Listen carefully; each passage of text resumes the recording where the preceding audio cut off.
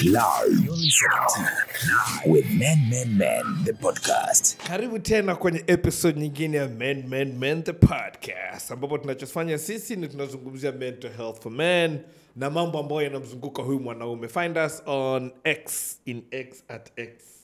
kwenye X/Twitter @Men the podcast, Instagram @Men the podcast, Facebook and TikTok vivile @Men the podcast. Subscribe pia kwenye channel yetu ya YouTube ni @Men the podcast the same way, subscribe, give us a rating, lakini vivile catch us on Spotify, Apple Podcasts, Boomplay, Audiomack, Deezer, Good Pods na everywhere else ambapo na access au unaweza kusikiliza podcast zako pendwa na sisi pia unaweza ukatupata. Mimi naitwa Michael Baruti. Nadia, what's good? Life is good. Mwezi Ramadhan unakwendaje? It's good. It's good. Inatupelekesha wengine, but I think it's a good reflective time. It is. And I'm always fascinated when Ramadan na Lent is kukutana pamoja. Yeah. Someone I think wote tunakuwa humbled in a nice way. Kwa kunakuwa hakuna kusumbuana sana mjini. If you know what I mean. Kunakuwa kimya. Yeah, mji unakuwa kimya kidogo. So that's good. That's a good thing. So Nadia is our own resident psychologist. We are bougie like that. We have our own resident psychologist and a member association. Unaweza kupata @MindMattersTZ on Twitter, @MindMattersTZ on Instagram. There's a link kwenye bio ambao moja kwa moja itakupeleka kwenye website yake, and then if you want to do a booking, unataka kuzungumza naye, unahitaji services zake, hazungumzi tu na mtu mmoja lakini pia ana offer services kwa companies na watu, especially anapokuwa mambo ya wellness, team building and the likes. Naongea sasa hivi inabidi unilipe. No, we shall talk, yeah. But she's the best in the business, guys. So please, kama una mtu au una kampuni ambayo inahitaji services zake, reach out to her au nitafute mimi, nitakufanyia winga uweze kuzungumza naye. Tumaini Maligana. Mambo vipi chief? Salama kabisa. Karibu sana. Thank you very much. Karibu nyumbani. Asante. Uko poa kabisa? Niko fresh kabisa. Great. So the guy on my right hand side, usually left and right focus na nichanganya mpaka leo. Sasa ningeanza nifanye ishara msalaba na ndio this is the right hand side. The guy on my right hand side anaitwa Tumaini Maligana. Atajiintroduce yeye mwenyewe na kuelezea kwa kirefu anachofanya as to why he is here, but I'd like to set a context kidogo, right? Shout out to ChatGPT for this. So I went on ChatGPT, right? Nikajaribu kutafuta utegemezi wa kamari na kubeti nchini Tanzania. Right? Just to find out what is out there. By the way, this is ChatGPT, guys. So take it with a little bit, with a pinch of salt. Now, do your own research as well, right? Lakini ikawa nasema kuhusiana na utegemezi wa kamari, yani kwa namna gani vijana wako dependent na swala la kamari na kubet na vitu kama hivyo, ni kwamba statistics zinaonyesha utafiti mmoja uliohusisha wanafunzi wa vyuo vikuu ulibaini kuwa 69% walishawahi kushiriki kwenye mchezo wa kamari at least mara moja. Unaona na online betting, kubeti mchezo mtandaoni ndio ambapo watu wengi zaidi, maana yake 44.5%. So katika wale 69, 44.5 wenyewe wali prefer zaidi nini? Mambo ya kubeti online, right? Lakini ikiendelea zaidi, Tanzania na idadi kubwa zaidi ya vijana, ambapo 70% ya watu wote wako chini ya miaka 24. Safe to say wengine watakuwa wazee. Hii inawafanya kuwa kundi ambalo lilo hatarini zaidi kutokana na upatikanaji rahisi wa michezo ya kubeti kupitia simu za mkononi na mtandaoni. Unaona? Now, ishi nyingine ikasema sekta ya kubeti imekuwa kwa kasi nchini Tanzania.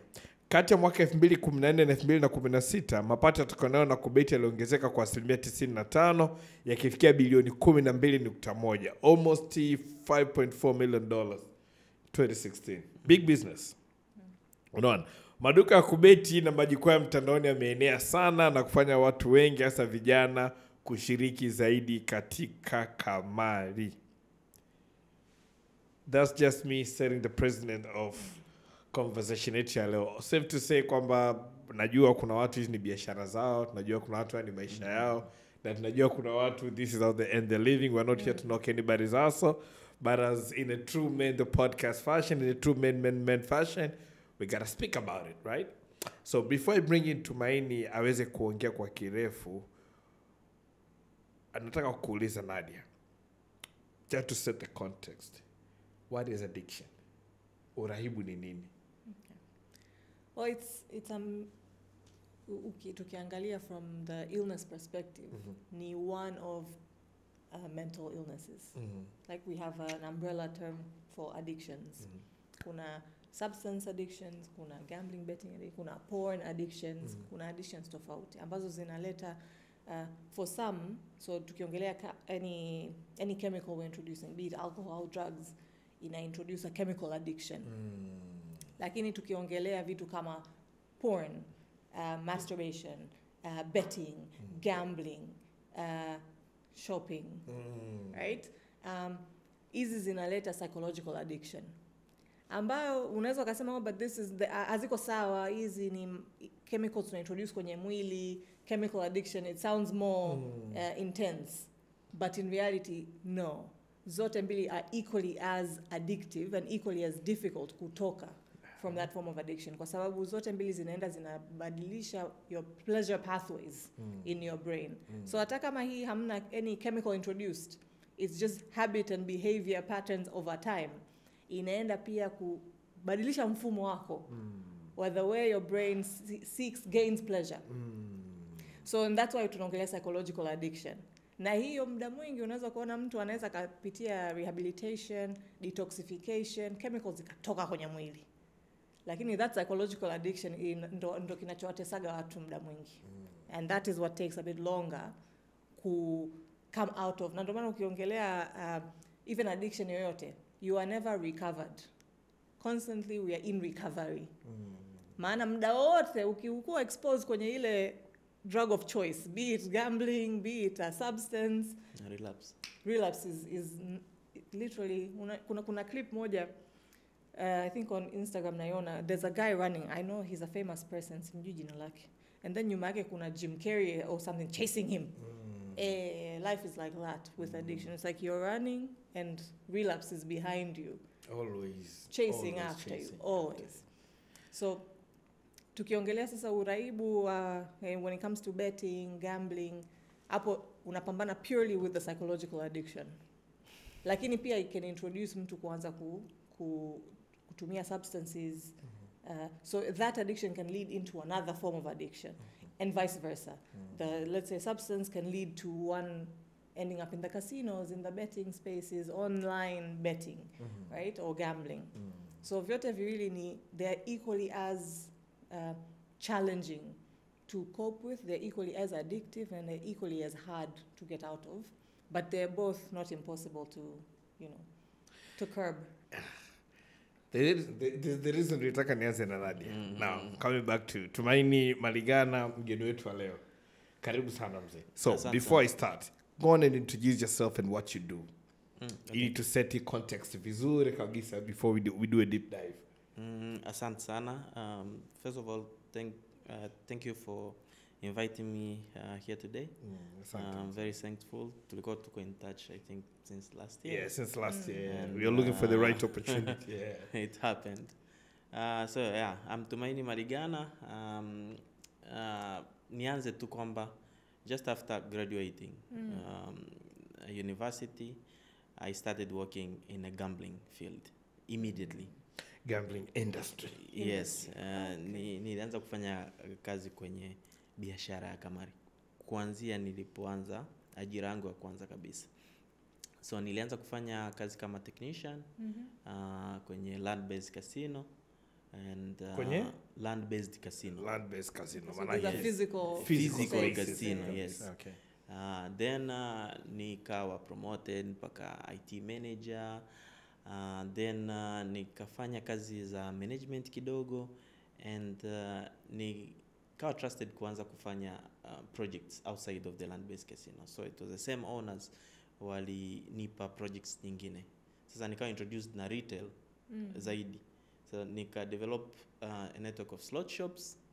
So from casino to slot shops, to the point whereby I was involved as a project manager kwenye retail sports betting. So it was again to develop a network of around 45 betting shops across 11 cities in Tanzania. Then it was back into 2016 where online betting was booming in Tanzania and everywhere. I was again now involved into setting up a company from a very initial stage. I mean, from licensing to the actual accepting first bet from a customer. So right there ni kipindi ambacho nilijifunza vitu vingi, lakini nilikuwa hands on project manager, kwamba nili set up timu, trainings, lakini pia localization of the product na vitu vingine. Baada ya hapo nikaanza kufanya management ya watu, processes, lakini pia relationship ya key stakeholders when it comes to betting and gambling companies. So more or less nikawa mtu operational zaidi. Then baada ya hapo nikafanya projects nyingine kadhaa under operations manager role to couple of country manager roles. Then I moved into digging deep into customer support field, but again into gambling and of course kamari field. Sasa hapo ndo nilipojifunza vitu vingi, kwa sababu I focused into solving customer queries. Sasa while solving customer queries, you understand they are not always queries. Sometimes it's they have problems. Most of the times they have problems. And only then I understood that, okay, we are doing business, but this is what customers are facing on their side as customers. Apart from just figures which I see there, hii ni watu wanachokiface pale ambapo wanatumia platform zetu kama product. So sisi tunafanya betting, gambling, whatever as a product to clients. Sasa wateja baada ya kuwa na manage customer support unit, nilianza kuona zile tags specifically zikiwa zinahusu nini kutoka wateja. Na humo ndani sasa ndo nikaanza kugundua matatizo ya wateja, mahitaji ya wateja, lakini pia mambo mengi ambayo tutazungumzia baadaye kuhusiana na gambling itself. So in total I would say nime experience I mean specifics wateja husika for more than 7 years already. Lakini across different verticals. I'm talking about retail, I'm talking about casino, I'm talking about online gambling, lakini pia all the games possible you could ever imagine kwenye gambling. Na specifics ya kila mchezo husika, sababu ni tofauti kabisa. So the reason nimesema ujiintroduce, I really want us to know kwamba tunazungumza na mtu ambaye anajua anachokizungumzia, has been at the tunasema amekuwa katikati haya mambo, right? Yes. In different angles of the field. Yeah, so tunaweza tukaizungumzia kwa undani kabisa. Moja, my first question would be, and inawezekana ni perception yangu, right? Lakini nataka kuuliza tatizo la kamari, sijui kama vita tatizo ni sahihi, but then sisi kwa context yetu hapa ni tatizo. Swala la kamari ni tatizo kiasi gani? Na najua wewe kwa kazi yako tatizo linavyozidi kuwa kubwa inawezekana ina make sense. Unajua opportunity cost. Tatizo kwa huyu biashara kwa one man's misery is another man's it is what it is, unfortunately. But life, changamoto ya kamari ni kubwa kiasi gani kwa vijana wa kiume? Naweza nikaiweka in a way ya kwamba it's a 50% problem. Okay, so the ratio is 1-to-1. Yes, and I have a reason to say that. Okay. Kwa Tanzania. Context ya Tanzania. Yes. Good news ni kwamba betting, gambling, kamari kwa Tanzania iko regulated. Na kuna board ambayo ina govern na kumanage na kusimamia the good and the bad side of gambling in Tanzania, and wako proactive kuona madhara yanaweza kutokea, na wanafanya kucombat potential problems which could happen to clients or operators. So wameweza kuadopt measures ambazo zimeweza kupunguza severity ya tatizo kwa asilimia kubwa sana, na kuweza kuweka sasa kamari kama form of entertainment. Lakini sasa tunarudi pale, there is a 50% of problems, big ones, ambazo ipo sasa kwa wateja wa kamari, kwa sababu pia kuna involve uraibu, lakini pia kuna involve issues za kisaikolojia ambazo sometimes sio rahisi kuzicontrol, and pia ina involve a very special aspect kwenye maisha yetu, which is finances. And that is where things turn upside down, na watu wengi sana hapo ndo wanaposhindwa ku balance ile line ya good and the bad side of the gambling itself. I would assume the good side of it ni kwamba you can make quick money. At least the assumption. Not really. Ndo narudia tena assumptions. Yes. Assumptions ni kwamba, and I'm saying this kwa sababu mtaani we seeing, and tunapozunguka huko, and this is why for me it's very important kama we can break it down ili watu waweze kuelewa vizuri sana. Mtaani tunaweza kuona mtu anasema anatoa shilingi 10,000 yake, and I'm talking about sports betting now hapa. Maana umefanikiwa kuzi break down kwenye casino tutafika. Mtu anatoa shilingi 10,000 yake Nadia, under the assumption kwamba akifanikiwa kubeti vizuri anaweza kupata mpaka 300,000. In my mind waga nasema hakuna hela rahisi namna hiyo. Ingekuwa kuna hela kuweka 10,000 napata 300,000, nadhani wote tungeenda kufanya hivyo. Lakini uweze kubisha kwa sababu wapo wanaofanikiwa kweli. Yaani wapo wanaweka 10,000 kweli wanapata 300,000.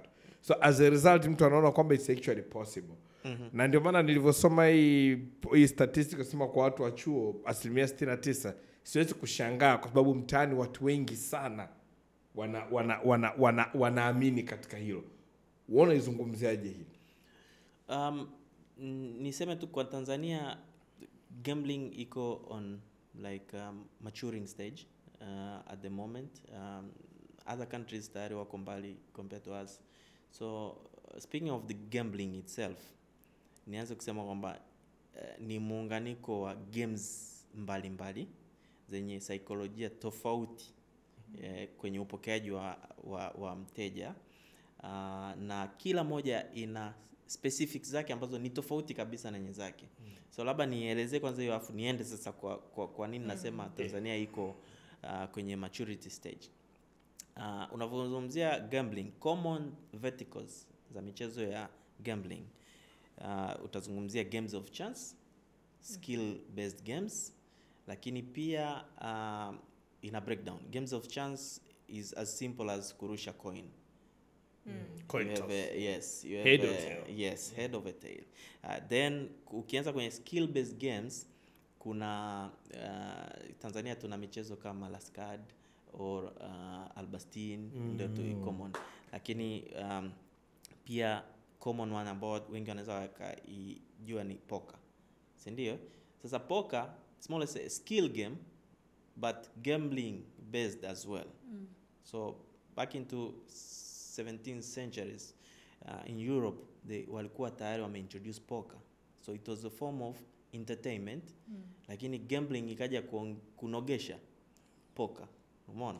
Watu wanaona poker bila yani lazima tuweke kitu ambacho yani you have to fight for something. Yes. Sasa ukija kwa Tanzania sasa tuko more oriented into games of chance kwenye gambling, kwamba lose or win.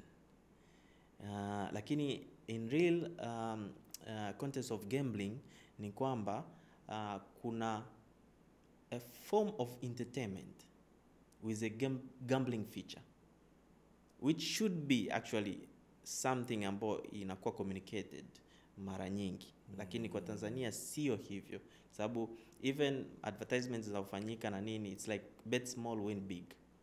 not get entertained and have a chance of winning. Mona. So the way companies Bet small, win big. Yes, bet small, win big. That's why you are hearing 10,000, 300,000 Yeah, outcome. yeah. Unaweka 10k unapata laki tatu. Wow. However, we started gambling since we were, I don't know, kids, like playing cards and putting something. Like if I win, I take this. If you win, you take this. Mona. So gambling is within us. Even arguing with someone like, okay. Are you trying to do a sell pitch again? It's innate. Kama unatuuzia vile We are inclined. Jamani, tatizo sio kubwa sana, mmekuwa nalo toka utotoni. So kiwalisia we have gambling into our traits, I would say, kwa sababu tuna ile some sort of ushindani, even with your friends, mkibishana kitu, okay, sawa, if I win, basi mimi nitafanya kitu fulani. It could be a thing or whatever promise you unaweza ukafanya, lakini it's also gambling. Na mtu, people are keeping those promises. We can see even kwenye ushindani wa hizi derby, mtu anasema Simba ikishinda namtoa mke wangu. Namtoa mke wangu. It's gambling. Umeona?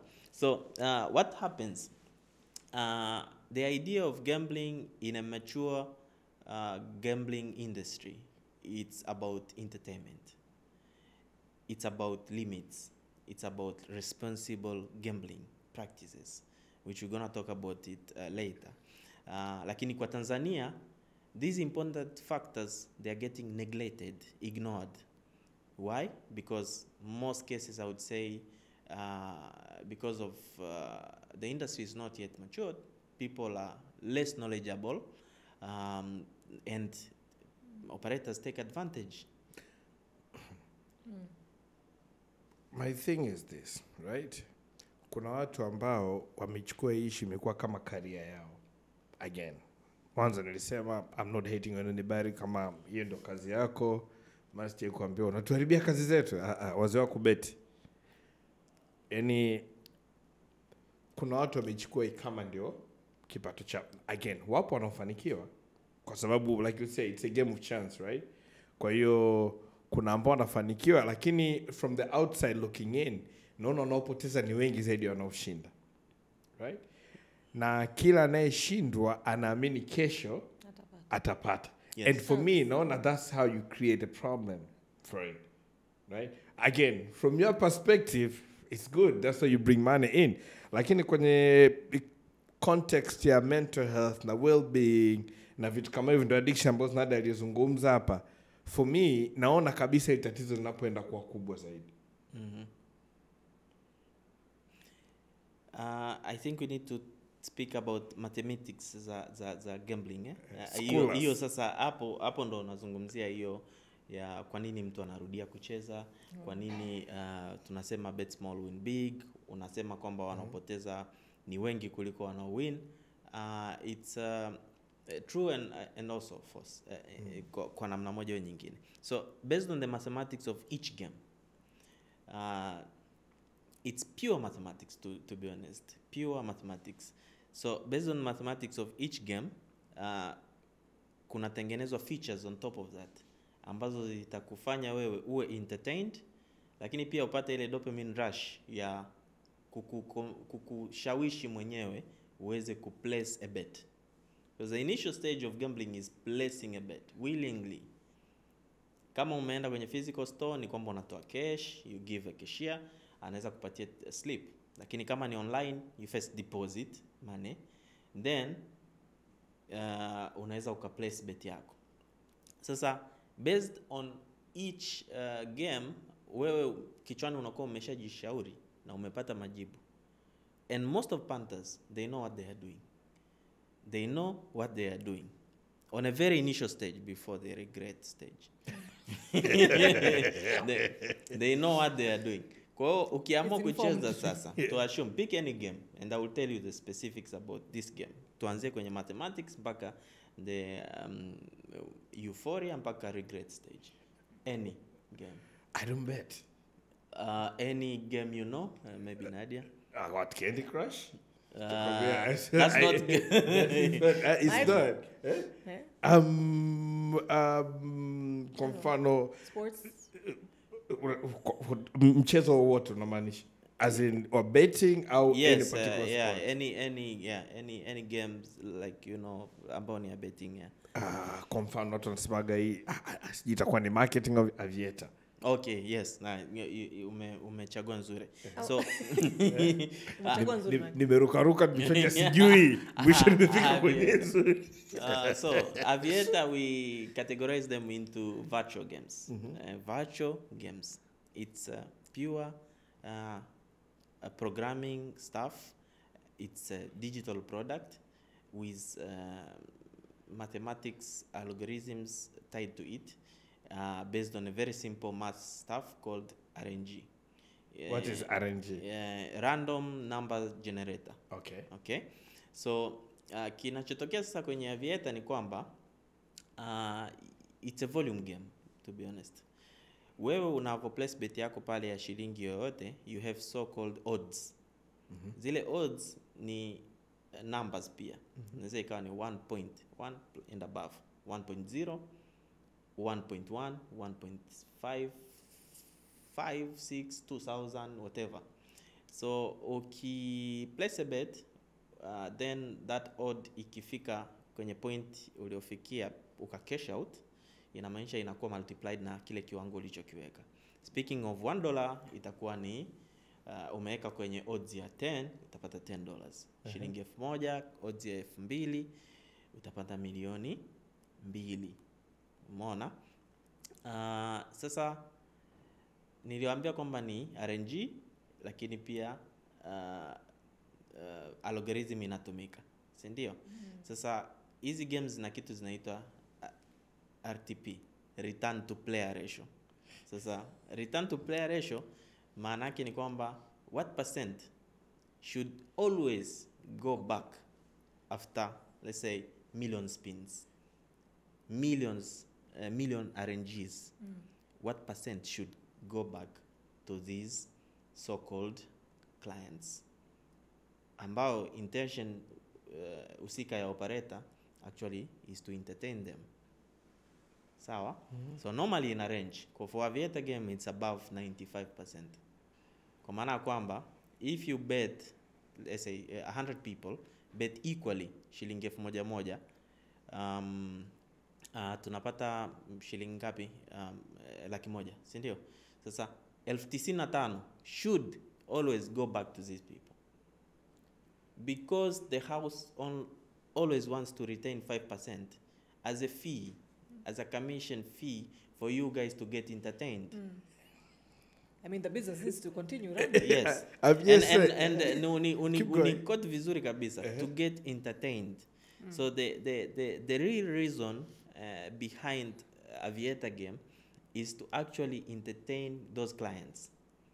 But operator always makes money with the margin ambayo ameiset. Sasa assume you are playing poker with Nadia. Na mmewekelea pesa 10,000 each. Lakini mimi ni host wa ile space. I'm telling you, you just play at your own risk individually, but you'll pay me a commission once you finish your game. Whoever wins gives me 10% of the total amount of net winnings. That is what we call gambling operators do. So they host people to place bets. Sasa Aviator game, nilizungumzia mwanzo nikasema it's a game of volume. So a lot of people are playing Aviator. As we are speaking, to be honest, we have more than 50 million people playing Aviator daily. Active players worldwide. 50 million people. We're talking about almost the population of Tanzania. When we talk like adult populations. In there, 50 million people playing only Aviator game worldwide. Now imagine the volume and imagine the commission these Aviator providers are getting. But what happens is, you place your bet, you lose. You place your bet, you lose. Anybody can place their bet and lose again. And I'm the one who is getting a chunk of that 95%. regardless of how small I bet. So naweza nikabet shilingi 1000 nikapata 100,000 easily.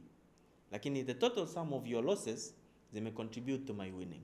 So that's a very simple mathematics behind Aviator game.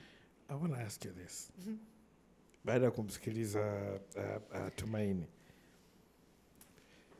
why again, inawezekana hujafanya research on it, right? So it could be just based off your opinion of come on facts PSR. Why do you think people bet? Why do you think people gamble? Well, kama Tumaini alivyosema, it's entertaining. Because hata ukifikiria as kids, kweli utasema okay, if I win, I get your chocolate, so tunachukua mimi. Come to think of it, right? Nilifanya hata sisi wa side of nation tukubet. Exactly. But tonight incentives kwamba exactly. So that's how the brain works. Sasa kuamini kwamba nawabitisha watoto wangu. The human brain works on incentive. Hata ukifikiria, nothing we do, we're just doing for the sake of doing. We're doing because there's something we're getting in return. Either tunapunguza distress, kwamba najisikia baridi, nikanyanyuka nikachukua blanket. Right? That action inanisaidia nitoe the discomfort ya kusikia baridi. Sawa? Au ni to bring a sensation ambayo naitaka. So najua nikienda nikanua ile ice cream, I'll feel good. So I'm spending money, energy, effort kunyanyuka kwenda kununua, lakini nikiila najisikia I feel good. Right? So as humans, naturally, we don't do things just for the sake of doing things. Even breathing, tuna breathe so that we don't die.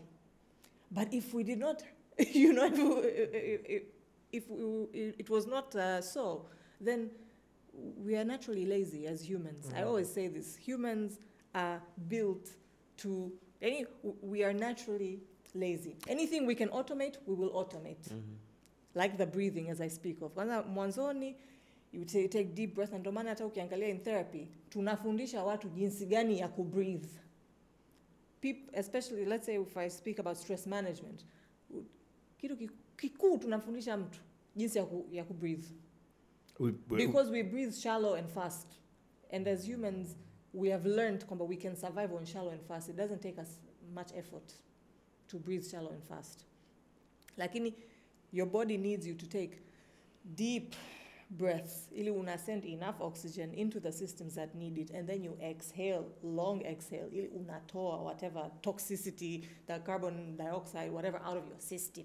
Lakini as humans tumejua kwamba we don't need all the 100% of oxygen. We can survive on 50, and so we do it. Do you get it? So we're naturally lazy. Second, it's entertainment, right? It is alleviating some level of distress, be it boredom, be it frustration. We are very uncomfortable with nothingness. Ndio maana uwezo matatu kikaa kimya hapa, mtu atanyanyuka shetani kapita, just to kill the silence, because it's uncomfortable. So why people get into this? Because of the entertainment component. 2, kuna incentive, because there is an opportunity and a possibility that I will get something and I will feel good about it. Na hata ile the act of just putting in money, tayari kuna adrenaline. So kuna this excitement that is being built. Exactly. Na sasa ukiwa on the winning end, basi ndio inazidi, unapata reinforcement. So that behavior is reinforced. So now I'm more ready and willing to place another bet. Kwa sababu nilishinda. Na sio lazima uwe wewe. Exactly. Hata akiwa rafiki yako. Mimi nikishinda nikikushtua. Ukishinda it's possible. Yeah. And I know you. Yeah. You know, there's nothing different and special about Michael that I can't. So we're on the same space. So hapo hata nikiona okay, Michael kashinda au jirani yule tumesikia ameshinda, najua there's an opportunity for one to gain. So kuna mambo mengi. The human brain is we are very special. Lakini that's the major thing. It's either to alleviate something, wengine wanaenda because I'm bored, I have nothing to do, au nina changamoto na najua hapa kuna opportunity ya kupata, to alleviate. Au it is to gain the entertainment, right? The excitement, the rush, the dopamine rush. Tumaini, waga kwa watu ambao mnafanya kazi, does it get to a point where you go like, this is a little bit too much tuwapunguzia watu? Yeah, I'm going to. It's a very naive question. Na nimeuliza yani kama binadamu kabisa. Maybe nikuuliza kama kuna spirit ya utu kwenye industry. Yes. Let me start kwanza kuzungumzia kwanza Tanzania. Umezungumzia issue ya entertainment. People are chasing something most of the time to alleviate something. Sasa nianze hapo afu nije ni kujibu hiyo issue ya utu. So kwa Tanzania people are always finding a way to change their lives financially. Most of people, especially taking into consideration we are a very young nation when it comes to age demographics, like 17.4 I think average median age kwa Tanzania. So this means people are chasing over something to do. Most of them hawana ajira ya kudumu, ndo kazi zile za mitaani, vibarua na za kupata kile chakula leo na kesho. Umeona? So Kamari imekuja kama form of a way to escape this survival mode kwa vijana wengi, especially wa kiume, kwa wababa mpaka kwa wazee, especially labda wale walokula pension. Sasa wanatafuta a way to recover back.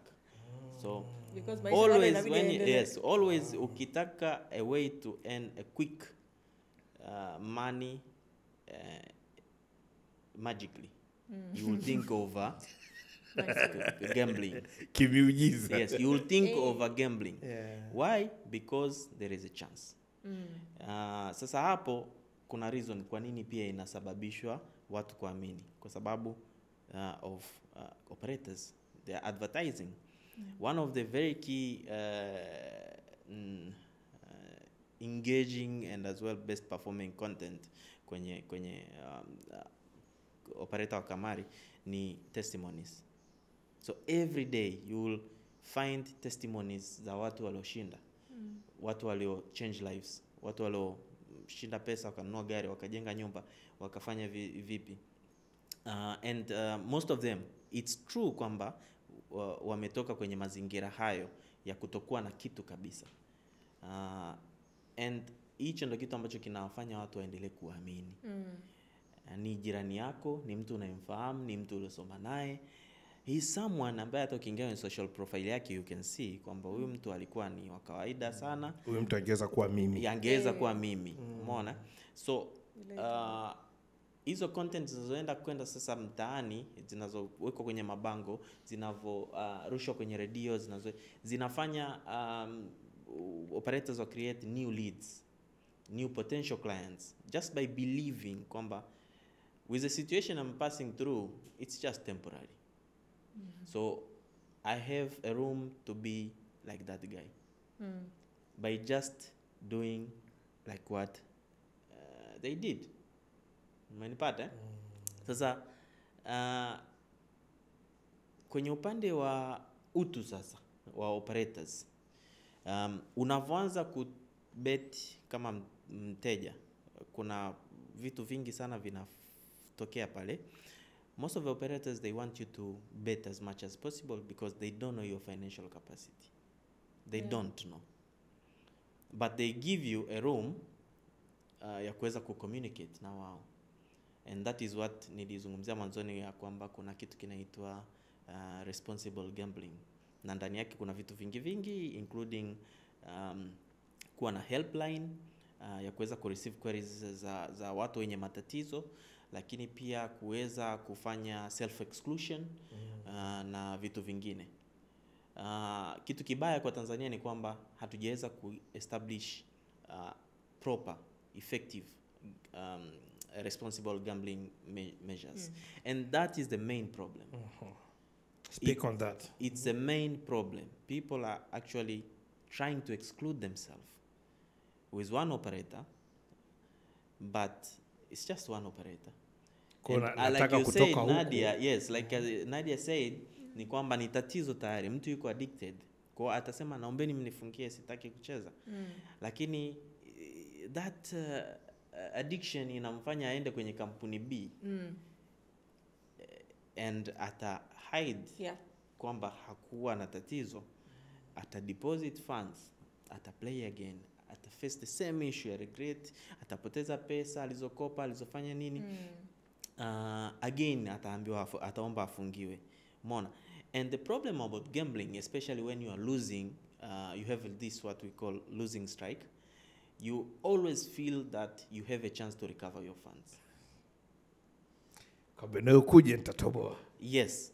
And not only that, the problem ni kwamba unavoacha kucheza sasa, because before betting, I told you kwamba before betting you know what you're doing.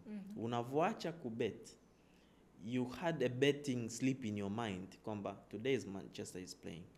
I have 1 million in my M-Pesa. If I put Manchester 2 odds, like million mbili chap, mona. You stop that day to play, Manchester wins. Yeah. So the regret actually hunts you down pia kwamba you umeikosa hii milioni and you had it in your mind. Kwa nini hukucheza? Umeona? So the next day unavoanza kujishauri pia nicheze nisicheze, utakumbuka jana kwamba I didn't play and I lost the opportunity. You will place a bet again. Most probably you will lose. But you remember day before yesterday uli face the same issue. Utaenda siku ya kesho kutwa sasa utaacha kucheza. Again, your intuition was right. Utasema kwamba I lost another one. Sasa hapo ndo inapoanza kuleta mkanganyiko.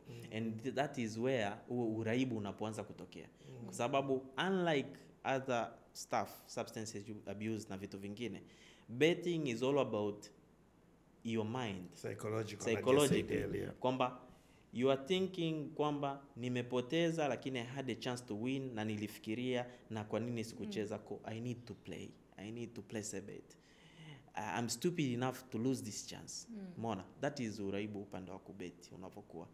Tofauti na labda pombe na vitu vingine kwamba you'll remember that ka feeling. Sasa kwenye betting, that regret feeling ya kwamba why haukuplace bet. So kwa maana yake essence yangu ya swali la kwamba kuna utu ndio tunazungumzia ile self. Sasa yes, kwenye utu sasa, kwenye self exclusion pale, operators most of them they do exclude you ukiripoti. However, in our country there is no proper follow-up of those people who are having problems. In other countries they have strict measures. Kwamba na the reason unaongea kwa sababu again hii ni story ambayo pia nimesikia ni kwamba kuna mtu aliandika barua. Yes. You know, kwa to the gaming body. Yeah, sasa kesi yake ilikuwa kwenye casinos. Kwamba alikuwa anaenda bank ana draw milioni 10, 15, he moves around anaenda kubet. So he lost so much. Na at least he was, for lack of a better word, he was keen enough mapema kuweza kugundua. So what he did, aliandika barua akapeleka kwenye gaming body akaomba, jamani naomba nizuiwe kuingia kwenye hizi casinos na vitu kama hivyo. Now again, it's what I heard. Na sijui kama iko applicable, na sijui kama true ni ukweli kiasi gani. I'll tell you how it's done. Yes. So kwa Tanzania iko hivi. Individual anaweza akaiandikia kampuni husika through support line au customer support channels ambazo wako nazo kwamba I need you to block my account completely and regardless of what I will do, don't unblock it. Most of operators wanafanya hivyo, but bado mteja, like I said before, ataenda kwa operator wa pili, wa tatu. Tayari tuna active online platforms 30 plus. I'm talking about only online platform. Forget about retail shops. Forget about land-based casinos where nobody know you kwamba ulifanya nini. So what Gaming Board did, waliweka mfumo wa kufanya self exclusion online.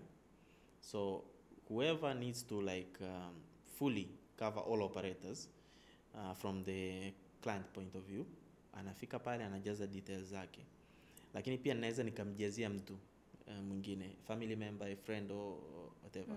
So I'm uploading pale picha, lakini pia naweka details zake, majina, ID yake na kila kitu. Then what bodi ya michezo ya kubahatisha wanachokifanya, wanachukua hizi information wanazidistribute to all legal existing partners. Okay. Kwamba huyu mtu amesubmit maombi yake gaming board na ameomba afungiwe, au familia ya mtu huyu imeomba, huyu familia inaweza kaingilia. Exactly. Familia ya mtu huyu imeomba baba huyu, mama huyu mtoto wao afungiwe. Asichiriki kwenye michezo yoyote ya kubahatisha Tanzania, kwenye vertical ya aina yoyote, online mpaka offline. And that is why wanaweka picha pale kama passport size, kwamba hata wakienda na land based casinos wawe na list ile ya watu ambao wako self excluded, na waweze kumbuka kwamba hii sura tumeiona kwenye wale watu ambao wameomba kuzuiliwa. Lakini sasa nirudi pale mwanzo tu kwamba that process is not efficient. Is not efficient kabisa, kwa maana kila operator hana desk husika ya kwamba kufilter sasa hao wateja ambao wameji-exclude wanaweza kubeti tena na wanaweza wakarudia. The bad enough ni kwamba wanaweza wakatumia IDs ya mtu mwingine kuweza kurudi tena. Kwa ni swala binafsi sana kwa especially kwa Tanzania, whereby mtu unaweza ukatengeneza account nyingine kwa ID ya rafiki, ndugu, nani, and bado tena ukaface the same problems. Nadia, ushawahi kukutana na either mtu au familia au watu ambao wanajaribu kupambana na addiction ya gambling or betting based on your line of work? Yes. So I've worked at what the other psychologists in my practice yangu some are actively working with people who are experiencing addictions, wengine we've worked with before. Wapo. Na muda mwingi ukiona mtu paka amefika, it's few cases ambao mwenyewe amekuja kuomba support, lakini muda mwingi, kama if I speak of the people I've worked with, ni maofisi yamesema huyu mtu wetu ana shida, fanya naye kazi, tumempa hii ultimatum kwamba anabidi afanye hizo session, tumuone ana recover, and then tutaona kama ana is fit kuendelea na kazi. So usually now there's a bigger risk for them kupoteza their source of income ambayo ina fund sasa with their addiction and their habits. So wako you mentioned that maofisi. Okay. So I worked with a couple of, I won't mention for confidentiality, but big companies ambazo wamesha refer staff wao. Na again inatoka from that same concept ya utu, kwamba unaona huyu utendaji kazi wake ni mzuri, yani tukimfikiria they are hard working, ni mtu anajua kazi yake, lakini kuna hivi tabia na vinaanza polepole, because they only start noticing mtu anaanza kwanza inaanzaga they will start either chukua salary in advance, or amemkopa huyu, amemkopa na yule, and then anashindwa kurudisha, and then inaanza sasa kuwa worse in the sense either ana abscond kazini, haji sasa kwa sababu anawakwepa wanayomdai, au sasa watu wanakuja pale ofisini kumtafuta, so inakuwa a nuisance to the office.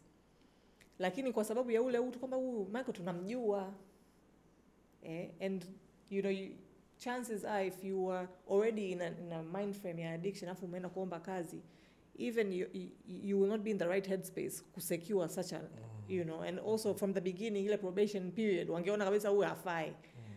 Ni muda mwingi wale watu ambao wako kwenye makazi, wako makazini, washa establish rapport na relationships ambazo sasa wakaanza hizi tabia, but maofisi wanawaleta, and it takes time kwa sababu as I said it's when you're dealing with especially psychological addiction ni inachukua muda. I would say I feel muda mwingi psychological addictions are much worse than chemical addictions. Chemical addictions napitia detoxification period, it is severe physically, lakini with the psychological addiction the entire framework of the addiction is psychological. So kuanzia mwanzo tunacheza na mfumo wa kisaikolojia, tabia, pathways, where sijui unanielewa, everything is happening with your own body. Whereas a chemical addiction ni kuna substance tumeintroduce ambayo inakuja ina disrupt mfumo, lakini tukishaitoa ndio ina implications zake, ina changamoto zake, lakini inaanza with the chemical addiction and then psychological addiction inakuwa ina develop with betting, gambling, these types of activities, psychological addictions. Kwanza mwanzo unaanza na psychological. Kwa inabidi ujiconvince kwamba this time nitashinda. Inabidi ujiconvince kwamba nimekosa only because I didn't sijapanga sawa pale. So there's a lot of shifts zinazotokea psychologically in your mindset, the way you're thinking, what you tell yourself, tunajifunza njia gani za kukwepa watu so a lot of it inaanza mwanzoni ukianza kujijengea sasa itabia, which is harder. It's like umeenda gym miaka mingi, sio tu umekula protein shake. Na Michael, nizungumzie issue moja hapo. Nilizungumzia mwanzoni kwamba kwa Tanzania tuko kwenye maturing stage. So mambo mabaya bado hayajatokea. Yani to a lot of people, you mean? No, yani worst is not yet. I don't know, because I've heard of people wamejaribu kuchukua uhai wao through this. So I think for me that is worse. Yeah. No, those cases will actually increase in the near future. That's what you're saying. Yes. So right now ndo kwanza tunaanza. Sasa hivi hakuna cases, I would say. I'm not, no. Maybe not reported. They are reported, but I'm talking about what will happen in the future. It will be much worse. Much worse. So sasa hivi ipo, lakini the level will be here. Yes, we will start to hear in media, tunaona sana. And I have a reason to say this kwa sababu this maturing stage ndio inakuwa inatengeneza vitu vingi sana. In matured industries kama hizi kwa countries nyingine, responsible gambling inakuwa taken care kwa namna ya kipekee sana. So it's a special independent organization inakuwa established where their main work is actually to deal with responsible gambling.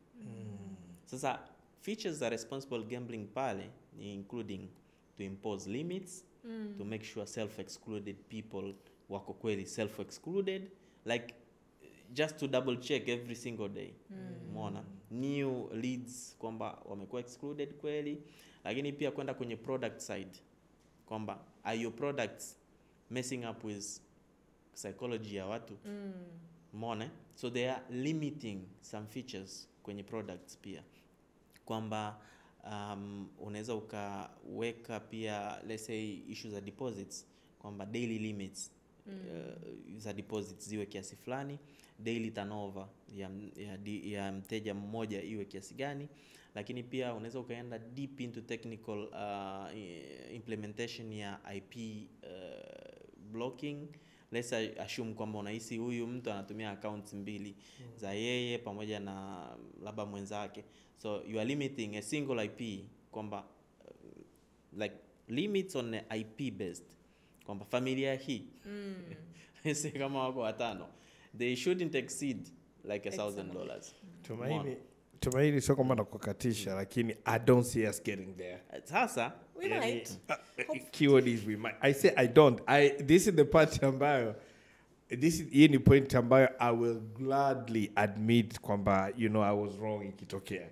Kwa sababu yani I do not wish, like the last thing I'd wish is kwa mtu kupoteza uhai au kupoteza mali zake au kupoteza familia kwa sababu ya gambling and betting. Nitarudia tena kwamba bado tutaona mabaya zaidi in the coming years kwa sababu these features are not implemented in Tanzania.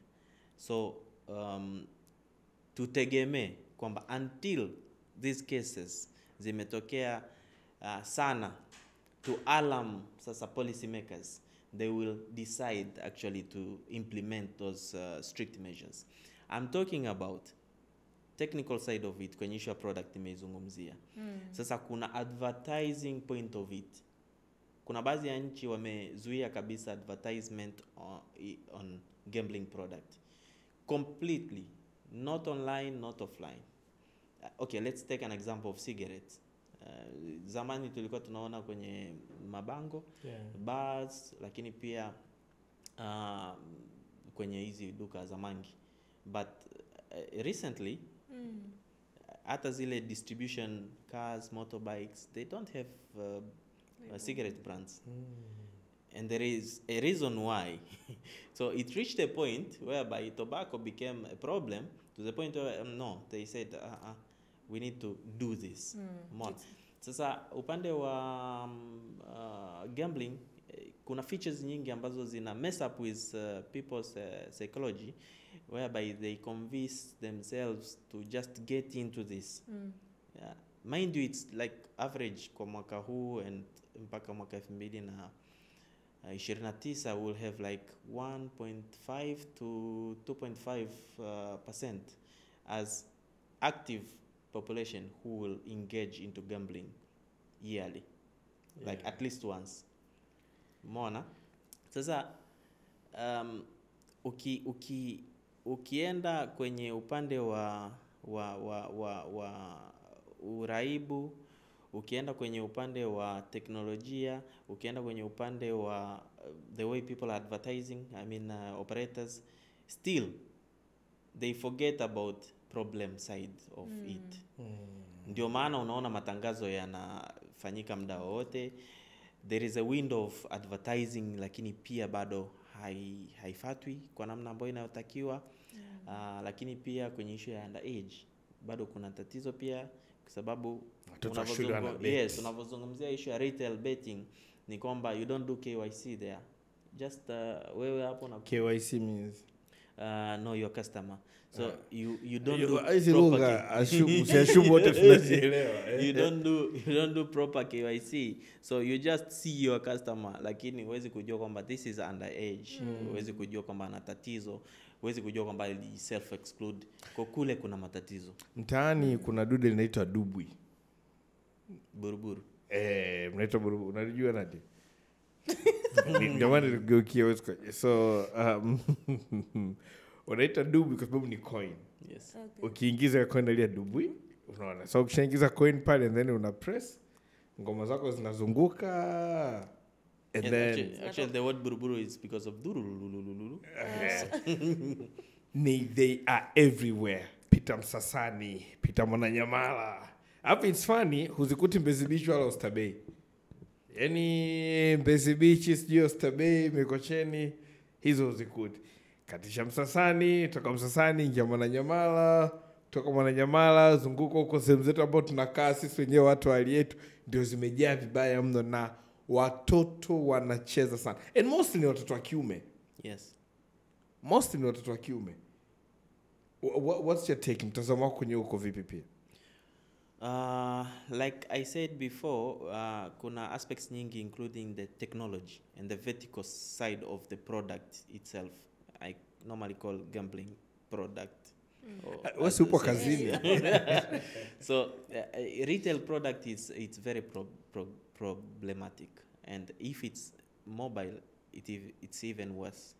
So to do retail gambling in a shop, it's okay. You can somehow do some sort of screening kabla mteja kuanza kuplace a bet.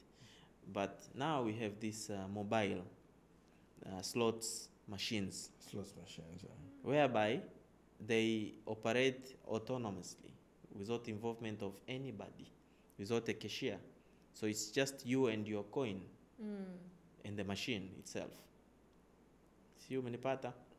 So my personal take is that until this technology is somehow regulated, more responsible gambling measures are implemented, we will see lots of more problems, definitely. Nadia, your price is about to go up.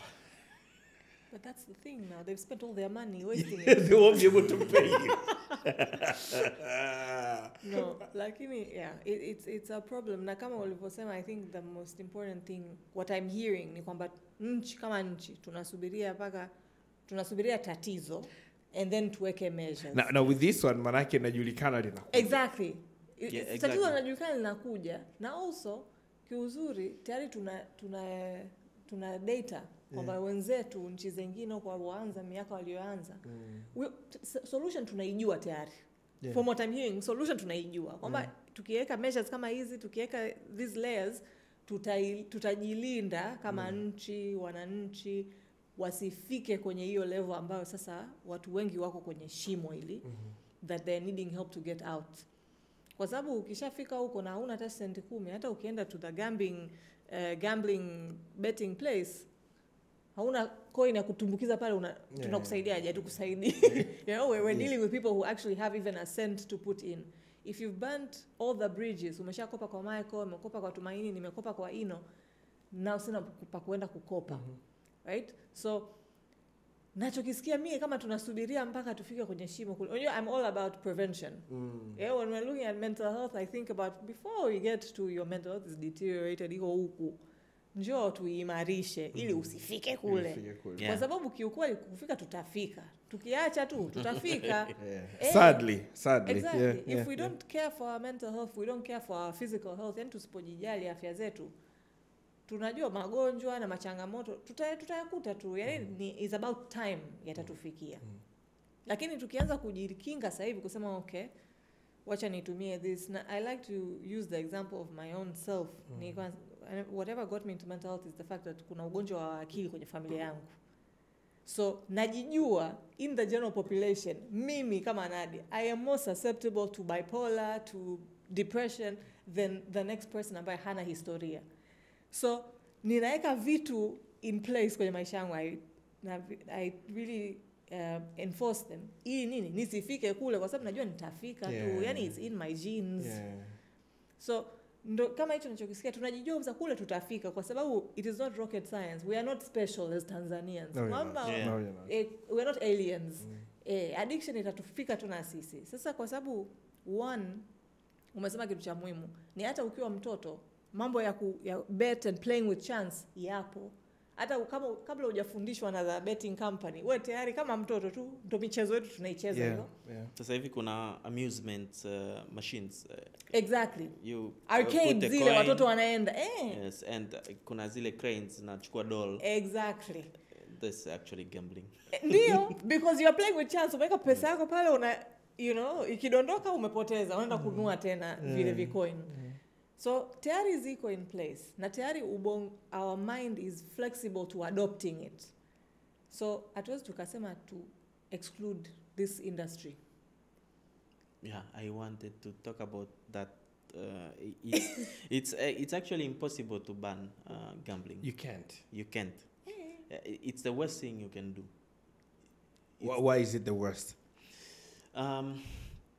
Gambling iko ndani ya damu yetu. Gambling is always there. Sasa unavoiban, it means you are even removing a room to regulate everybody who is a part of it. So you can't now do self-exclusion. You can't govern anything because there'll be nobody to govern anything pale ambapo industry inakuwa ipo banned. Sijai kuona organization ambayo inasimamia biashara ambayo ni haramu. Hakuna organization ambayo ina govern biashara haramu. Okay. Yani kuna zile wanaita combating. Zitatengenezwa organization to combat illegal stuff but not to govern. Sasa combating, it's totally different from governing. Sababu pale unaenda kutafuta watu wanaofanya kufanyaje. Sasa people are mobile, technology is growing, betting is mobile. How can you combat somebody from room yake ndani? Unawezaje kumcombat mtu anafanya online betting with offshore company, servers are sitting in California? Umeona? So instead of doing that, governing, it's easy. Kwa sababu you will have people who are dedicated into saying, okay, who is a new entrant into the market? What are they doing in terms of advertisement? Are they legally established in Tanzania? Yes. Are they not? No. Go to TCRA, ban this site completely, ban their mirrors into our geo completely. Umeona? Lakini if there is no organization kufanya hivyo, ina maana you have a room sasa our operators kuja sasa kwa wingi. Some nobody is paying any attention to them. Lakini pia wanaweza wakaenda massively on ground. Sasa hizo kama ulikuwa una measures za kusema machines ziweko kwenye location hizi tu na nini, so no inspectors, sababu one of the things ambao body ya michezo kubadilisha wanachokifanya ni inspections. So there is no inspectors into the streets, it means everyone inakuwa ni uhuru wa manyani. Ataweka machine mpaka mlangoni kabisa msikitini. Umeona? Kwa sababu nobody goes to check. Yes, goes to check. So you can't.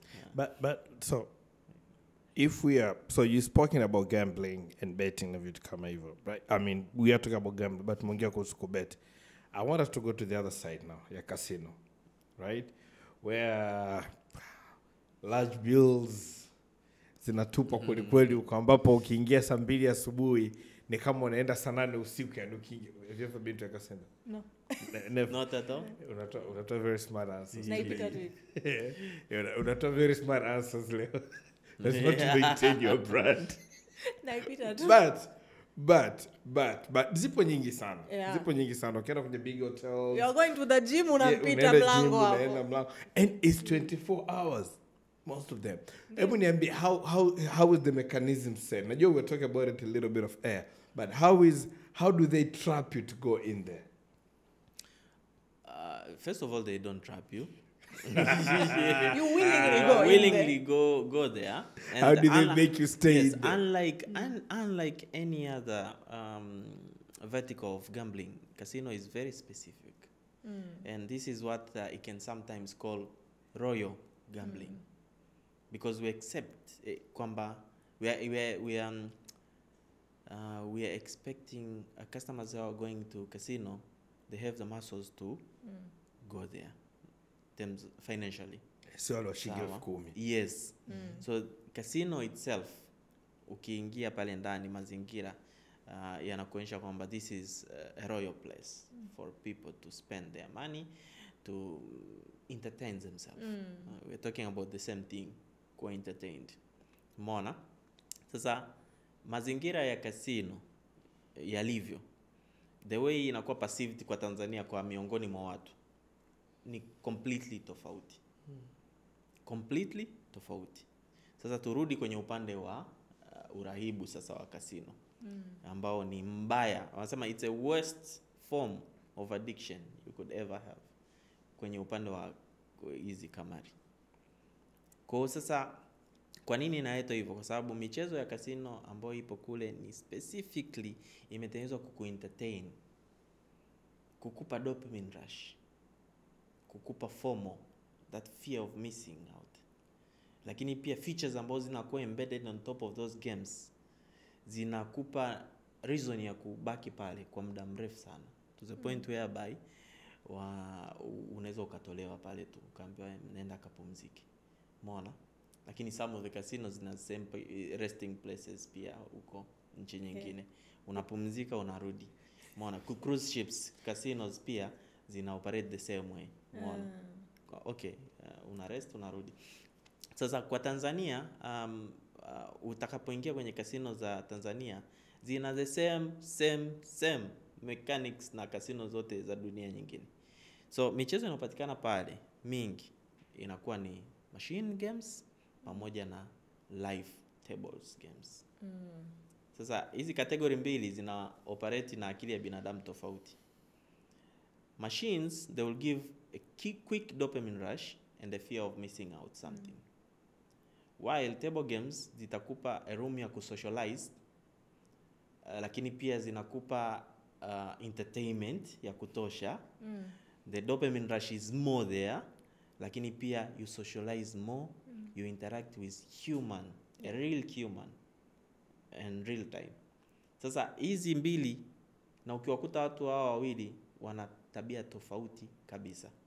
Sasa mtu anayecheza machines mostly tunawaita ni watu ambao they finds no pleasure into any other form of entertainment.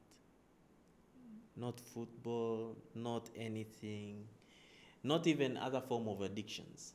Speaking of alcohol, porn and other stuff, they found no pleasure there. It's them and the machine. So, and these machines hooks them up with those built-in features. And most of them, they are wealthy people who earn a lot on a daily basis, but also psychologically say, okay, that is a place for me to shade on all my stress, Relax. ni relax, Relax wa kupoteza hela nyingi. yes, and to be like a form of entertainment. And for some reason, I can say they have these specific issues into them. Lakini tuende sasa kwenye upande wa table games. This is a place, again, people with the same mental issues, but they want more interaction with other people. People who likes to speak na mtu mwingine, aongee na yule dealer anayefanya ile kuchezesha ule mchezo, lakini pia aone watu wengine, kupiga story, kutoa ile stress aliyokuwa nao kwa kuonana na watu. Umeona? At the same time maybe drinking kitu, kupata chakula kwa pamoja. Umeona? Lakini wanarudi pale pale, watu hawa wamekosa pleasure kwenye vitu vingine vya as a form of entertainment. So they only find casino as the only working place ya kuweza kuondoa stress levels zao, kuzishusha kwa namna moja au nyingine. And as long as these people will stay on the same level of kipato or even more or less, wataendelea kwenda pale kama wateja wa kudumu. So kuna watu wamekuwa ni wateja wa casino for 20 years, 30 years. And there is no retiring, of course, there. Wow. Yani, all I'm hearing ni kwamba there's actually a science and a math and a strategy behind these things. Yes, and speaking of the science and other stuff about the casino, I think ukienda kwenye casino ya aina yoyote duniani, first thing you will find as a common thing is the environment. It's dark. It's dark. Distort your perception of time. Yes. There are no windows. You can't find a casino with windows. Lakini pia hakuna saa. Huwezi kukuta sehemu yote kuna saa. So it meant to keep you there. Kwa kama saa 8 mchana unaona kama saa 8 usiku. Inside casino, time is illusion. Wow. Time is illusion. So you'll find yourself tayari ni asubuhi, utaondoka, utarudi tena. And that's how addiction works. Most of the time. You find yourself umekaa umeingia saa 7 mchana kuja kushtuka umetoka saa 2 asubuhi. Yes. You're like, yo, I've lost this much money. Kesho nitakuja tena. It's and for me, I understand the business aspects of things. Lakini not to put the blames on influencers. Lakini kuna watu, they tell you all these shiny stories about how they make money in terms of betting, and maybe they do. Like maybe tungekuwa na more conversation of this type where you get to also see the other side of things, the wins and the losses. And then people should be able to make their own decisions. I feel like a lot of people, they just go straight into this, expecting, nilikuwa nakwambia kuna siku sitasahau. Tulikuwa tumekaa Kijitonyama tunaangalia mpira na washikaji. This is between 2012, 2013, 2014. By the washikaji ambao watch this episode will remember this story. So jamaa alikuwa amebeti zake, alikuwa ameweka $100,000 sijui $200,000, lakini kama kila kitu kikienda vizuri nadhani alikuwa anashinda milioni 16 au 18 hivi. Right. Kichwani kwake mechi zote zimeshaenda vizuri, mbakia mechi moja na kumbuka it was Liverpool versus Everton. Right? In his mind, jamaa alikuwa anajua, alishaanza kutupa na bia mndani, kunyweni. Yani ngoma inaenda. Na Liverpool were leading. Right? Imefika kipindi dakika za mwisho zote tumeshasimama tunamzunguka kwamba tajiri leo hii. Tajiri anafuta mpunga. only for Everton to equalize on the last minute. Nilikuwa namwambia Tumaini, this is the time ambayo niliona transition ya sura yule mtu yani. From a very hopeful person ambaye ana matumaini ana dreams na vitu kama hivyo to mtu ambaye yani amenyongonyea vibaya mno. Again, msemo wangu kwa ni ule jamani, hamnaga hela za haraka hivi. Msemo wangu kwa ni ule hamnaga hela za haraka hivi, you know. And my fear ni kwamba naona tumeli embrace, we don't speak about these things. Na as a result, like Nadia said, amekutana na watu ambao people lose houses, people lose families. Watu wanaingia kwenye endless cycle ya madeni. Kwa sababu you gotta fund your habits. You know, unaanza kufund your habits. Na kwenye kufund your habits ni kwamba chukua hapa, leta, chukua hapa, leta. Next thing you know, kwenye this vicious cycle, ambayo you're not getting out of. Yes. And it's a loop, it keeps you in the addiction. Kwa sababu, again, there is a hope, there's a chance. Nikienda, nitapata. So now, nitazidi kukopa, ili niende nikapate nilipe. Deni. Nikilose, then nakukopata. Sijui unanielewa? Nakuelewa. It's like, the only thing unaona sasa hivi kinaweza kikanisaidia is putting my money here and betting or gambling. Kwa sababu, hapo ndo unajua, it's like a probability, I will probably gain, nitapata. There's a chance. So unajikuta mtu cycle ndo hiyo. Ukiangalia watu wengi, I think if you are engaging in any betting, gambling, sit down, take stock. Unajua muda mwingi kwa sababu when the wins, they're like a euphoria. Inakucloud ukumbuki the losses. Yes. Yaani ukipata even that single euphoria, hata kama umeshatumia milioni 10 lakini umepata milioni 1, inakupa such a high, you forget that you've actually lost 9 million, you only got 1. So muda mwingi when the clients, when I sit with them, like, let's take stock. When was your winning streak yako ilikuwa lini? Tunahitaji tukae, how much you put in, tunachora tu karatasi tuandike how much you've spent and how much you won. Akikaa chini ya mstari, tena I make them do it themselves ili wao wenyewe waone. They didn't win nothing. Yani, it's like small wins that are giving them this illusion of winning, but hawajashinda kitu. Wakiangalia hiyo winning streak anayoongelea is a losing streak, but it's losing differently. Wow. So wakati ukiangalia uka-reflect, because one, ni biashara, mkumbuke ni biashara. Yeah, biashara za watu. It is business. Guys, it is. Like, and kama Tumaini anavyosema, tutaongelea testimony ya Nadia aliyeshinda at this period. Lakini hata huyo Nadia unaweza ukimpigia audit hiyo, Nadia is a loser. She has lost more than she has won. Lakini Unless it's a lottery. Exactly. Ambao ni tofauti pia. Yeah. Right? So ukiangalia hivyo muda mwingi, there's a lot more losses, and that's what, again, the psychological addiction of it, kwa sababu the euphoria it gives us such a boost. Tunasahau. You know, when the pleasure is high, you forget that this lady wanted to stab me. Now we are in love and I am blah blah blah. Yeah.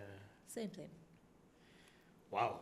Yeah, kwenye upande wa gambling, Tanzania nilisema iko kwenye maturity stage. To the point whereby very soon we'll have a national lottery. Lottery. Whereby the government of Tanzania is a stakeholder in it. Sasa what's happening there sasa ni kwamba lottery have totally different mathematics, and it's a game of hope. It's pure hope. Like the combination for you to win extremely high, but definitely somebody will win someday. So you're just hoping every single day that person would be me. And the stake for it entry zinakuwaga ni ndogo. Yeah. Ni ndogo tu. So ambiwa a single ticket would cost you shilingi 1,000, 2,000. So in your mind is like, okay, instead of buying 2 beers, I'll buy 1. And 1 will be a lottery ticket today. Instead of eating this kind of a meal, I will dedicate a quarter of that just to buy a lottery ticket. Instead of doing this and this and this, I will do that. So you will have your financial calculations on a daily basis kwa kukumbuka pia there's a lottery ticket whereby you have a chance to win. Sasa the smaller the bet, it means kwako wewe unaiona kwamba ni it's just nothing. Ni buku tu, buku mbili. Buku hii ni haitoshi hata bodaboda. So it's nothing. But volume sasa ya watu ambao wanacheza. Yeah. The more tickets you buy, the higher your chances. Oh man. So again, unarudi pale. Ticket ni 1000 lakini sasa nikijiongezea chances zangu labda ninunue 100 hivi. Exactly. So ununue za buku tena unanunua za 10,000, 20 more tickets you kuongeza chances zako. Unagawa mli nyumbani kila mtu akamate yake. Kwamba tukitoboa hapa wanangu tumeenda. Kuna hii story juzi walitangaza people walikuwa ni friends, they started playing lottery since they were like in miaka fulani ya ujana till wamezeeka, lakini wenyewe wali make a promise kwamba mmoja wetu akishinda we split. Na juzi actually nadhani ni mwezi umepita, one of them won a lottery finally and they splitted, and now these guys are now famous. But like I said before, testimonies now wenyewe sana wamekuwa ni content ya kuonyesha watu kwamba inawezekana. Guys, these people played for decades. Wanalamika mwaka mmoja. Oh man, Tumaini, as we are winding up, umeeleza vizuri sana. My question to you moja, by stats kama zipo, by statistics kama zipo, kati ya wanawake na wanaume nani wanacheza zaidi? Actually wanaume wanacheza zaidi, lakini kuna baadhi ya games ambazo tuna experience a lot of more female players. Wanawake wako nyuma, especially easy quick games, tunazita crush games.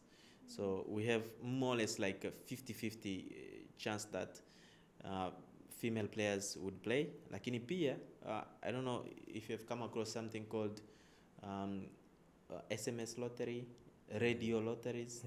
So whoever has a radio nearby wanaweza wakasikia na wakafata maelekezo. So pia kule kuna wanawake wengi sana wanaocheza, and mainly because wengi wako ni tuseme nyumbani na wanaweka radio kama sehemu ya burudani. Sawa? Matangazo in between vipindi vizuri sana vya radio mengi sasa hivi ni lottery advertisements. Hizo SMS lottery, USSD betting. Na wengi wana feature phones hizi, button. Umeona? So it's just a matter of you listening and actually pressing star blah blah blah to the point whereby you are depositing book. Umeona? Sasa pale wanawake ni wengi sana. Na they don't really feel it because it's just buku. Na hapo Michael umeacha hela kula pale 10,000. Kwa hiyo akispare kabuku sio tatizo. So the essence ya swali langu ni kwa, by the way, thank you for bringing that up. So my essence ya kuuliza kati ya wanawake na wanaume nao nacheza, nitaka kuuliza based on ulikuwa unafanya ile query za customers, right? Uligundua wenye shida zaidi wanawake au ni wanaume? Wanaume ndio ni shida zaidi. Yes. Na wanaume ndio wana shida zaidi kwa sababu after losing they want to recover their losses fast. Wanawake wengi wanakuja kwenye industry ya betting for the sake of just trying and they are lucky, lakini churn rate ya wanawake ni kubwa sana. They can easily kata tamaa. Wanile tu I lost bana hapana. Lakini mwanaume atarudia na kurudia.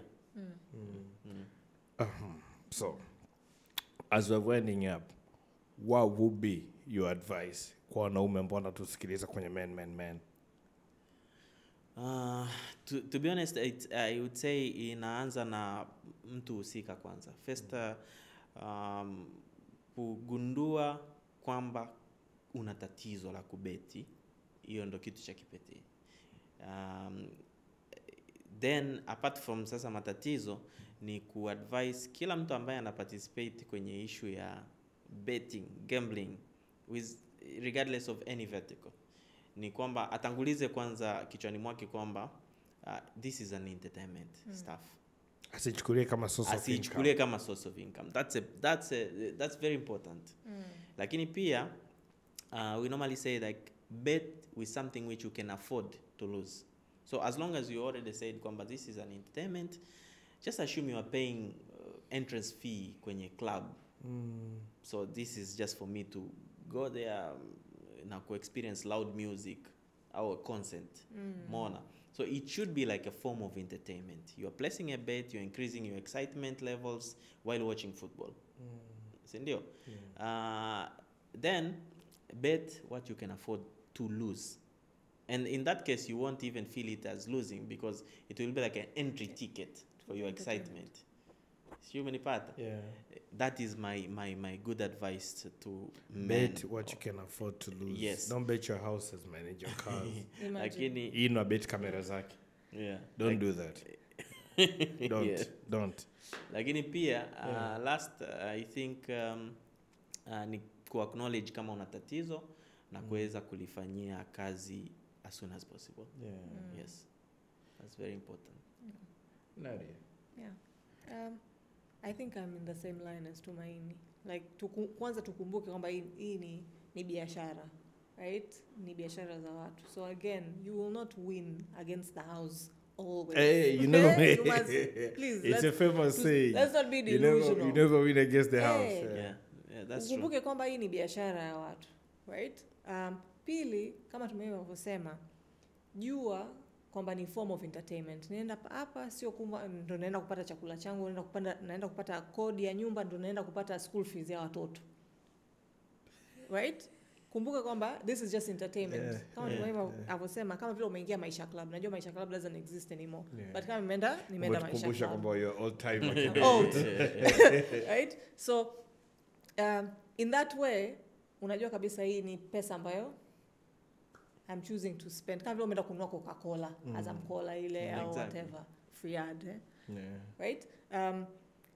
Also kingine labda unaweza ukakiongezea, kwa sababu tunajua if it's something, it's an entertainment, chances are we enjoy. Kama mtu enjoys going to the club, listening to music, you're also spending money. So we can't say acheni kufanya vitu vote hivi.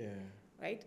Healthy life means a balanced life. So jipangie, labda for mimi kwa mwezi budget yangu ya betting ni 20,000 au 100,000, kwa sababu mimi ndo na uwezo wa kutumia 100,000. 100,000 hata nikiipoteza hivi ni vizuri tu. We can put it in our budget. Kwamba if it is that important to you. If it's something that for me inaniletea joy and excitement, who are we to say don't do it? Kwa sababu there is such a thing as healthy, informed use of anything, hata substances. I never suggest to anyone tumia any alcohol, blah blah blah. Lakini if it is part of your form of entertainment, mimi I enjoy my glass of wine at the end of the day, sawa, but do it consciously. Usiache ile glass of wine ikucontrol. Sasa Nadia hawezi kufanya chochote paka anywe glass yake ya wine. Hapo unajua una shida. Right? So think of it kama ni kweli ni kitu ambacho mimi na enjoy ku engage in. I enjoy playing the slot games. I enjoy playing the aviator game. Basi nijipangie kwamba mimi aviator game kwa mwezi budget yangu ni hii. Na budget yako ikiisha, subiri mpaka mwezi unaofuata urudi. And then weka other entertainment or activities in place. Kwamba ukishamaliza budget yako, basi kuna mpira naenda kucheza na washikaji. Right? Something like that. So keep that in mind kwamba moja, hii ni biashara ya watu. So usijidanganye kwamba utashindaga tu wewe kila siku. The stuff that needs to be paid, systems that need to be running, servers that need to be up there for you to do things. So you will not win all the time. Cha pili, I think jiwekee budget. Kama ni kila siku 1,000, kila siku ni 1,000, nimeishia kwenye 1,000. Kama kila mwezi ni laki, kila mwezi ni laki. but kama ulivyosema the amount you are willing to lose kwamba haitokuuma. Najua kuna someone we spoke to in regards to finances akasema even if today if I want to buy an iPhone I should only buy the iPhone if I can afford to buy 5 of these iPhones and still be okay. So nikiwa kama mimi nikinua iPhone mimi sina hela ya kuishi, ujue iPhone haikuhusu. It's not it's not for you at this point. So let's be conscious. Tusilalamike tu kusema nimeshaingia huku ni kampuni ile ya betting wamenya ni wewe. But Nadia, kuna kitu wewe umezungumzia issue ya mteja being conscious. Sasa let me tell you like how it's done kwa upande wa operator. So you as a customer kuna a lot of stuff unaweza ukafanya ukawa conscious na ukaweza kujua your limits personally na ukaachieve. Sasa niligusia kwamba we need more regulations. We need more governance of this industry. And that I'm talking about from simple stuff to complex technological stuff. Kwenye issue za kamari betting kuna something we call CRM. This is customer relationship management. And this is why tumeshai kusikia hata some of the policy makers wanalalamika kwamba nikiamka tu asubuhi nakutana na message. Umeona? Fulani ameshinda milioni 1, leo ni chance yako, fanya 1 2 3 deposit book. Ukikaa kidogo unapokea outbound call. Ukikaa kidogo kama ulikuwa na ile application you get pop notification ya application.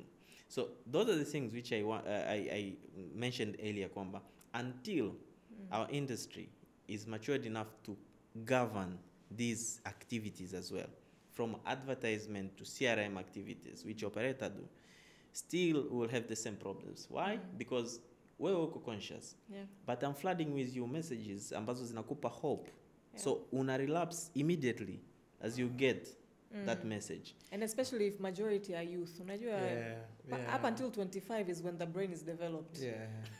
So chini ya hapo we are still very susceptible to vitu. So you get that SMS, you act accordingly. So, quick one. How do you know you're addicted to gambling? That's easy.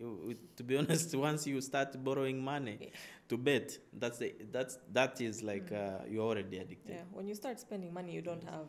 When you start okay, the reason nimeuliza sababu mtu anaweza akasikiliza akasema I'm still good. That's a very simple way to notice that you're addicted. Borrowing money to place a bet is the worst thing you can do, and you're already addicted. Borrowing by any means. I'm talking about borrowing from a friend to salary advances to as simple as sasa hivi kuna hizi fintechs zinafanya digital lendings. So digital lending just to bet, it's the worst. Why? I will tell you. You have margin in terms of what you can win. You have percent you need to return kwa ile uliokopa. You don't beat the house, you also don't beat the percentage ya kile ulichokikopa. So you are even if you are winning, you return kwenye issues za kulipa riba. Umeona? So that's the point where you already in. That is the point where you. Now ukiona you are foregoing lunch to go bet here. You are foregoing something you need. Ujue tayari something is not right. Yes. Guys, it was very important kuuliza swali la mwisho kwa sababu unaweza ukasema lakini mimi hanihusu. So this is the point ya kuweza kukaa kujiangalia na kusema okay, because like we said, we cannot make you not do this. We cannot. Kama ni kitu una enjoy, it gives you some sort of pleasure, some sort of comfort, whatever works for you. Lakini too much of anything is harmful. Too much of anything is harmful. Now we've seen cases watu wamepoteza vitu, watu wamepoteza familia, watu wamepoteza mali, watu wamepoteza reputation, you know, kwa sababu ya haya mambo. Na tulikuwa na Tumaini ambaye ameelezea the science behind these things na how they are made in such a way kwamba the house doesn't lose.